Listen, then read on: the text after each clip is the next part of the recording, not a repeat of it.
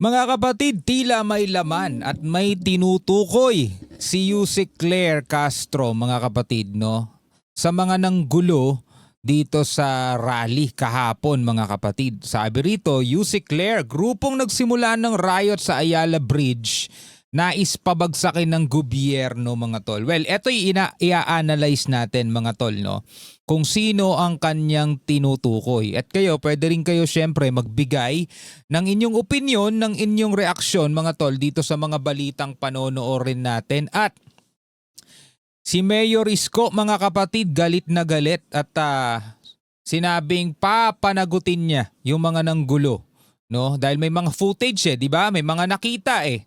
So papapanagutin niya daw 'yun at antayin na lang natin, mga kapatid, kung ano ang mangyari sa mga susunod na pagkakataon. Again, mga kapatid, pag-uusapan natin yung naganap na malawakang kilos protesta kahapon, September 21, mga kapatid, no, sa Manila, Maynila, mga kapatid, at sa iba pang mga lugar. Pero yung ibang lugar kasi, mga tol, talagang nagsagawa sila ng peaceful rally, no? Peaceful talaga. Nanawagan sila at hinikayat nila na kumilos ang gobyerno para tugisin ang mga magnanakaw sa kaban ng bayan. Habang yung iba ay sinamantala ang pagkakataon, mga tol, para magdulot ng kaguluhan. Na yun nga ang ating pag-uusapan ngayon. Bago natin to simulan, syempre wag niyong kalimutan mag-subscribe. Click nyo na rin ang notification bell para ma-notify kayo whenever na may mga bago tayong reaction videong tulad nito. Itong balitang to, mga kapatid, mula to sa News 5 Everywhere. So tayo'y manonood, magbibigay ng reaction and commentary. Alright, so wag na natin patagalin pa. Panonoorin na natin to, mga tol. Well, anyway, kitang-kita nyo naman, hindi to rallyista. Mga tulisan to eh. Hindi to rallyista, mga tulisan to, kasi hindi naman talaga na rally eh. Diba? Riot na yun, mga tol eh. Magkaiba yung rally sa riot, diba? Magkaiba yung pagpaprotesta at saka dun sa ginawa nilang panggugulo. Actually, mga tol, kung napanood ninyo kahapon, pati yung Sogo, diba? Ay pinagbabasag. Well, ang dahilan naman kasi nun, mga tol, may nagpaputok ng barel at doon tumakbo sa loob. Nauunawaan natin yon, mga kapatid, kung bakit nadama yung Sogo. Pero ang hindi ko lang malaman, mga tol, kung bakit pati yung mga nakaparadang motor sa labas, nadamay din. Diba? O, nandun na tayo. Doon tumakbo sa loob yung ng baril sa kanila, mga tol eh. Diba? Nagpaputok, doon tumakbo sa loob eh. Siyempre, galit sila, mga tol. Hindi nila mahabol yung nagpaputok kasi nga may baril. Di inilabas na lang nila yung galit nila mismo doon sa Sogo. Kaya nagtataka ako, mga tol, bakit pati yung Sogo nadamay at saka yung mga nakaparadang motor doon sa labas, diba? Pinagtatadyakan, pinagwawasak, mga tol. Naku po. Tuloy natin. Di ba? Kitang-kita nyo na wala silang gustong gawin kundi manira ng gobyerno. Mukhang gusto nilang pabaksakin ng gobyerno. At sino ba yung sanay sa mga ganitong klaseng mga pang-harassment at mga ganitong klaseng mapanira? Diba? So, Well, mga kapatid, kahit hindi natin banggitin kung sino ang sinasabi rito ni Claire, alam naman natin, mga kapatid talagang ayaw at sa gusto man niya ni VP Sara, diba? Sa ayaw at sa gusto man niya, madadawit at madadawit talaga ang pangalan niya kasi siya yung pinaka magbe-benefit kapag bumagsak ang gobyerno natin o kaya kapag nag-resign, kapag pinababa si PBBM. Siya yung magbe-benefit. Bakit? Kasi siya yung busy eh. Siya talaga yung papalit. Kaya ngayon dilawan, mga tol, di ba? Nagrarally sila hindi daw para pabagsakin o para pababain si Marcos. Bakit? Kasi alam nila kapag pinababa nila si Marcos, mga tol, ang papalit is another kaaway din nila eh. Si VP, di ba? Hindi rin naman nila ka-vibes yun eh. Kaya nga ang panawagan nila, di ba, dalawa? Kailangan papanagutin Marcos at Duterte. So malamang sa malamang, mga kapatid, etong mga nangyayaring ito ay hindi man, sabihin natin, hindi man inutos o hindi man mga DDS ang gumawa, mga tol, talagang madadawit at madadawit sila. Tanggapin na natin yun. Bakit? Kasi nga kapag bumagsak ang gobyerno o kaya bumaba si PBBM o pinagre-resign, ang talagang magbe-benefit dyan is yung vice presidente. Diba? Tuloy natin. so sino ba ang gusto nilang iangat dito? At definitely doing a crime. Oo. Meron po ba kayo naiisip ngayon na grupo na maaring behind this? Kasi kanina po kausap natin si Miss Vicky Robles na doon sa ground. Sabi niya wala pa po silang alam kung sino yung mga grupo behind this. Ako personal, may naiisip ako, pero hindi ko pwedeng i-reveal kung sino yung nasa isip ko. Pero alam naman natin kung sino yung gusto magpabaksak sa Pangulo. At sino yung gustong iangat at mawala ang Pangulo dyan. At sino ang gustong pumalit. Pero At ngayon, kailangan makipagtulungan ng DDS, mga Artol, para malinis nila yung kanilang hanay. Diba? Kasi ngayon mga kapatid, sila ang nadidiin. Sila ang nasasabihang sila ang may pakana nitong mga kaguluhan na to sa kagustuhan nila mga tol na mawala si Marcos sa palasyo at ang papalit dyan ay ang VP Sara nila mga tol, di ba? Ganun naman talaga eh. Ganun naman talaga ang kahihinatnan nitong mga pangyayaring to eh. Kaya para hindi sila madiin mga tol, di makipagtulungan ngayon sila para mapapanagot kung sino talaga yung mga nanghikayat, mga nagumawa nito. O di pwede rin nilang sabihin mga tol, ito para patas lang ha. Pwede rin nilang sabihin hindi, yung mga nag-utos niyan galing din mismo sa gobyerno para magkaroon sila ng dahilan para mag-declare ng martial law kasi yun din naman talaga yung isasagot nila mga tol. Basa na natin yung mga galawan nila eh. Trap lang yan ng Malacanang. Sige, manggulo kayo para meron silang dahilan para magdeklara ng martial law. Gusto ba ninyo another Marcos ang lalabas sa TV at magdedeklara ng martial law dahil sa mga lawlessness, lawless violence? Alam na natin yung mga ganyan. Pero hindi ako pwedeng mag-judge dyan. But still, ang ginagawa ng mga ito, hindi ito pagsasabi ng kanilang sentimiento. Hindi, totoo naman talaga. Mga tulisan to. So dapat dito, hinuhuli na to.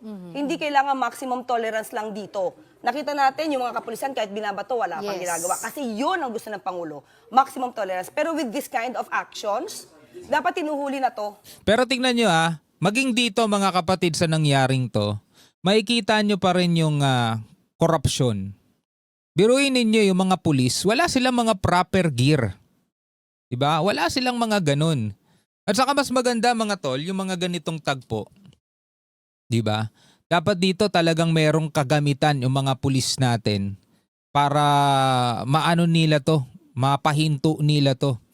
'Di ba? Meron nga dapat sila yung mga mga blank bullet o kaya mga rubber bullet. Yung tipong talagang lang no, hindi siya nakakapatay, pero talagang masasaktan yung mga makukulit. Mga gano, merong mga taser, 'di ba? Mga blank bullet o mga rubber bullet na hindi man makakasawi, pero alam mong talagang mapapahinto ka sa ginagawa mo at aatras kapag tinamaan ka nun. Diba? Minsan hindi na nga sapat yung mga tear gas kasi hindi pa rin talaga humihinto yung mga rallyista eh. At saka yung mga pulis natin, biruin mo tingin mo, ang daming sugatan sa kanila kasi wala silang proper gear. Bakit? Saan napunta yung budget, diba? Alam na natin mga tol. Pag nakatawid na ho ba ng tulay, ano ho ba ang mga Yan, itong mga makukulit na mga to, di naman talaga tungkol sa bayan ng pinaglalaban nitong mga to. Wala lang yan. Pag tinanong mo yan, di rin naman nila alam kung anong pinaglalaban nila di ba? Sinasabi may mga nagsasabing, mga bata pa yan, di pa nga mga taxpayer yan. Ito nababasa ko lang sa mga comment Bilang may mga nagtatanggol pa. Mga taxpayer din yung mga yan. Pagkapanganak pa lang nagbabayad na ng tax, diaper, lampin, mga ganon. Hindi rin nag-iisip yung nag-comment Hindi naman itong mga batang to nagbabayad yung mga magulang nila. Diba? Kahit bumili ka daw sa tindahan, nagbabayad ka na ng tax kasi may VAT, may value added tax. Oo. Kung yung perang pinambili mo, pinagtrabahuan mo. Pero kung hinihingi mo lang din yan sa magulang mo, hindi ka pa rin taxpayer. Diba? Kaso may mga nakikita ko rito mga tol, siguro mga 11, 13, 15 years old pa lang nandirito na nakikipagbatuhan na rin mga tol biruin mo. Anong kinalaman tungkol sa bayan? Dapat nag-aaral yung mga yun linggo naman daw, walang pasok. Pero mga kapatid, hindi pa rin dapat sila nakikita dyan. Kaya nga sabi ni Mayor Isko, para sa mga magulang walang iyakan.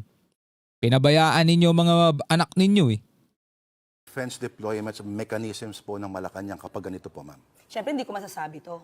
Pero definitely, dapat pinoproteksyonan ng Pangulo, pinoproteksyonan. Hindi lang ang Pangulo Kasi may mga inosenteng taong bayan na maaaring masangkot, ma-involve dito, madamay dito. So ito mga to, tinan nyo mga nakamaskara sila. Dito madidiin dito mga kapatid. Yung mga rapper na nanghikayat na magsuot mga tol ng maskara. Mga nanghikayat na magsuot ng itim at nakamaskara. Meron silang pagkukulang eh. Meron silang pagkukulang. Dahil sa ganun nga kagustuhan, sabihin na lang natin malinis ang konsensya ng mga nagpasimunong mga rapper para magsagawa ng ganito. Sabihin natin malinis sila, hindi naman talaga nila hangad manggulo. Meron lang talaga, napasukan lang talaga sila mga tol ng mga magugulo. Pero dapat sa mga ganito mga tol, meron talaga silang code o meron silang pagkakakilanlan na eto lang yung grupong to. 'Di ba? Yung iba hindi kasali. Well, hindi na nila siguro naisip 'yun. Hindi rin nila siguro ine-expect na aabot sa ganito at may manggugulo. 'Di ba? Ewan natin mga kapatid, pero ito yung consequences. Talagang questionin sila ngayon ng mga otoridad.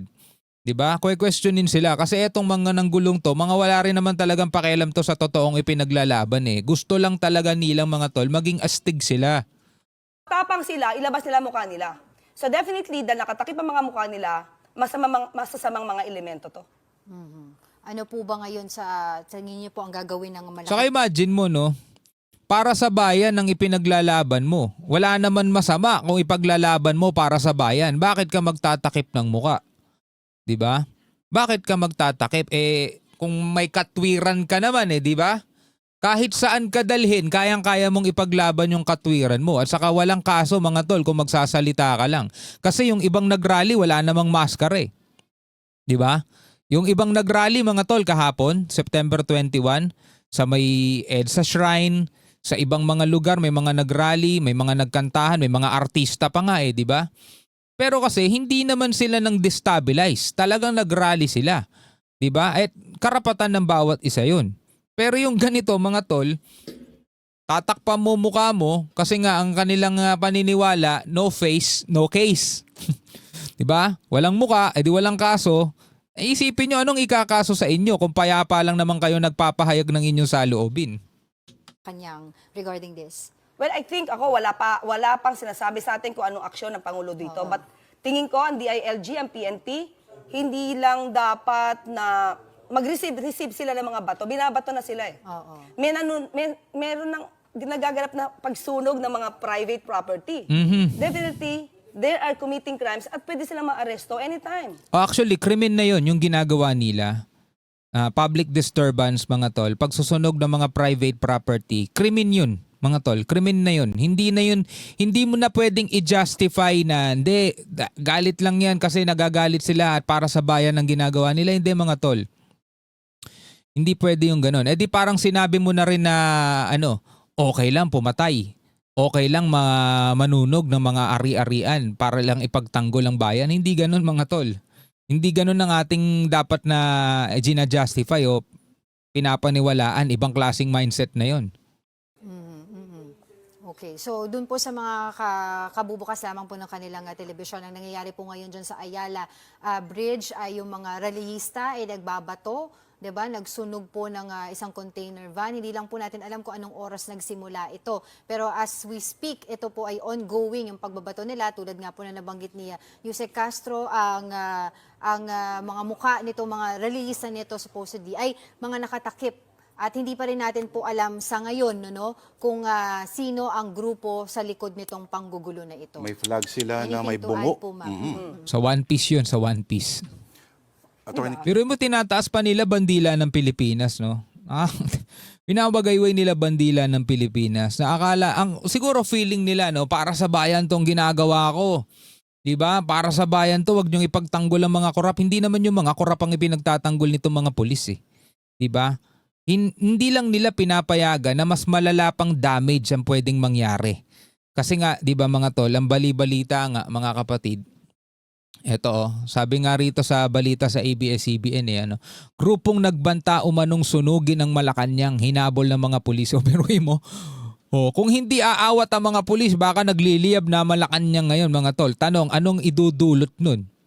Diba? Anong idudulot nun? Mawawala ba yung mga kurakot? Mga kurakot sasabihin lang nila, pakialam namin sa inyo. Diba? Magsunog kayo na magsunog kung anong gusto ninyo sunugin dyan. My goodness talaga naman. So ngayon mga kapatid, tuloy natin itong balita. Eto na.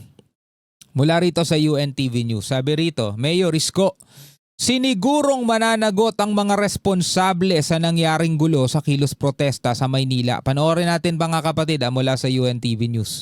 Galit si Manila City Mayor Isko Moreno Dumagoso sa mga nangyaring gulo sa lungsod kahapon kasabay ng mga kilos protesta. Sa kanyang pag-iikot kagabi, tumambad sa kanya ang iniwang pinsala ng mga grupong nanggulo. Biro mo, pinayagan na nga mag-rally, di ba?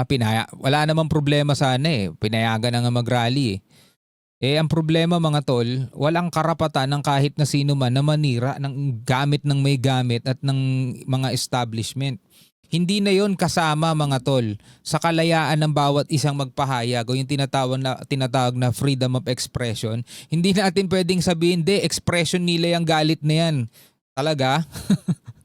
Di okay lang pala magsira, no? Kasi expression ng galit. Ayon kay Yorme, sisiguraduhin niyang mananagot ang mga responsable sa insidente. May limitasyon yun, yung freedom of expression. May limitasyon yun. Nag-decision sila ng ganyan, then we will throw the books to them. All those damages, government properties, lahat ng na-apprehend will be charged. Lahat ng nahuli will be charged, sabing ganun. Papanood ko kahapon mga tol, yung mga nahuli nag-iiyakan Nag-iiyakan sila mga tol And I will make sure that they will pay the price. Criminal Galit si Mayor. and civil. Criminal and civil case. We will charge them. As city government of Manila will charge them on top of whatever the Philippine National Police will charge them. Pagsisisihan nila yan. Nasa 100 na ang naaresto kaugnay ng panggugulo, paninira at pananakit at marami sa mga ito ay mga kabataan. Kala ko ba gusto niya ng gobyerno matino? Dapat yung sinira yung property ng gobyerno. Di ba? Pinapayagan naman kasi kayo mag-rally, magpahayag ng saloobin ninyo di ba? Sa maayos nga lang na paraan. Pero kung yung halimbawa mga nananahimik na traffic light, stoplight, sisirain ninyo, nung kinalaman yan?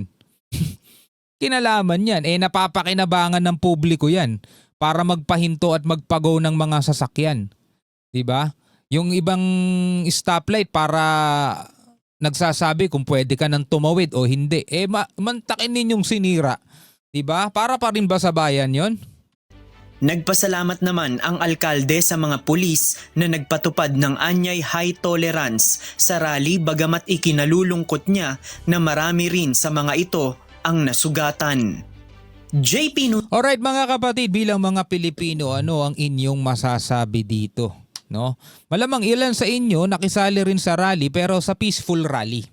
Hindi siguro kayo nakisali. Sana wala sa inyo ang mga nakisali dito sa mga nanggulo mga tol. Again, hindi naman ito mga pulis ang kalaban 'Di ba? Pinoprotektahan ng pulis o pinapanatili ng pulis ang kapayapaan. Yung iba nagsasabi, bakit kasi hindi na lang makisali itong mga pulis na to sa rally? 'Di ba? Mga hindi rin talaga nag-iisip no? Anyway, anong inyong masasabi rito? Comment na lamang kayo sa ibaba. Hanggang sa muli, ako nga pala si Shobal D. Peace out.